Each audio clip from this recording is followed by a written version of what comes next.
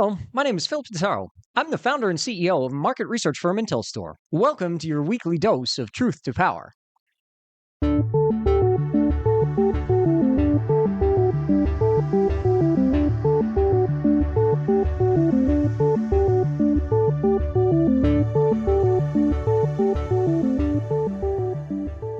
Truth to Power examines data-driven insights for the energy sector with a focus on renewables. On this week's episode, we're looking at the feed-in tariffs, public finance, and capital efficiency of onshore wind energy from the IntelStor Future of Renewables report. Cost of energy for onshore wind has seen significant reduction in the past 15 years. Besides the benefits brought to the industry from economies of scale, the cost efficiencies gained have put onshore wind in direct competition with natural gas, petroleum, and even coal generation. And that's the only technology out of all the renewables that can actually hope to compete head to head with coal. While the current average cost of energy is rising more recently due to impacts on the supply chain from inflation pressures as well as the international geopolitical situation, wind energy is still one of the most cost-efficient renewable power sources in the world today. With an average of just over $33 a megawatt hour, wind energy is capable of competing with non-renewable power generation sources in most countries of the world. Feed-in tariffs for onshore wind energy saw a significant ramp up in various global markets over the past 25 years. As capacity additions grew, so did the public support mechanisms, which were included into the average feed-in tariff prices offered to power producers. In China, federal subsidies, which supported an average price close to $100 a megawatt hour, were eliminated for onshore wind energy back in 2020, which has resulted in average prices in the country to be reduced down to a price equivalent to that for coal power. Average feed-in tariff prices have ranged from $69.75 per megawatt hour in the Americas region to $108.62 per megawatt hour in Africa and the Middle East. Europe has also had very hefty sustained prices for wind energy over the years, underscoring the amount of public support that they've enjoyed in the region. This has fueled the debate in Europe about the need and the opportunity for zero-subsidy power offtake auctions and the necessity of heavy government subsidies compared to markets like the USA, which offer subsidies but at a much lower level of support compared to the rest of the world. Public finance allocated to onshore wind has mainly supported project development activities as opposed to quote-unquote research studies to investigate the viability of utilizing the technology. In the most recent 5 years, annual expenditure averages $2.9 to $4.6 billion per year in public finance for a total of about $18.2 billion.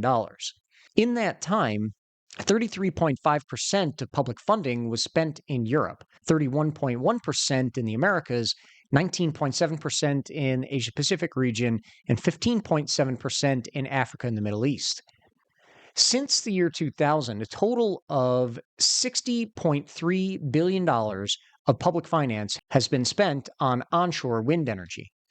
A total of $23.2 billion, or 38.5%, was spent in the Americas. 31.5% of the total investment was provided to Europe, 16.1% in Africa and the Middle East, and just 13.9% in the Asia-Pacific region. Capital efficiency looks at the relative dependence of the technology on that public funding for the volume of megawatts of power generation capacity that were installed.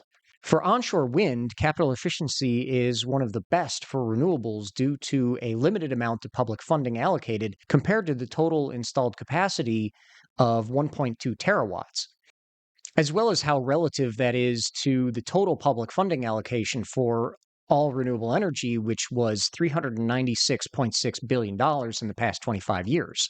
In the Asia-Pacific region, onshore wind energy sees a capital efficiency of just $12,000 per installed megawatt. That is not quite equivalent to solar PV, which was only $2,000 per installed megawatt, but it's a very good figure nonetheless.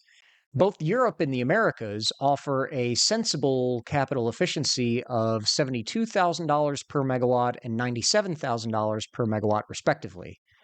Now, while the capital efficiency of onshore wind energy in Africa and the Middle East looks poor by relative comparison at $735,000 per installed megawatt, it merely underscores that the percentage of public funding which has been leveraged in Africa to install onshore wind energy has been higher compared to other global regions. Those global regions have been more dependent on private finance, and it's helped them get to the point where they consider onshore wind to be a bankable technology.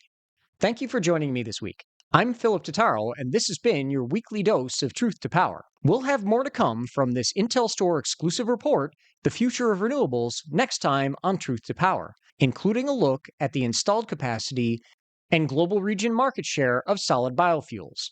In the meantime, you can follow us on IntelStor's YouTube channel as well as your favorite audio platforms, and visit www.intelstor.com to join more than 300,000 subscribers to our renewable energy data solutions. We're adding subscribers faster than ever, so don't miss out. Register today. A full analysis of the global renewable energy market is available to online subscribers of this new exclusive IntelStor report, The Future of Renewables. And tickets are on sale now for the next Wind Summit event in Houston, Texas on November 3rd and 4th of 2026. Visit www.windsummit.org and join hundreds of your industry colleagues to discuss all the latest trends in O&M. We've got speakers and panelists lined up from companies like NextEra, EDPR, EDF, Pattern Energy, ExxonMobil, WEG, and more. So don't miss out. Register today. We hope to see you there.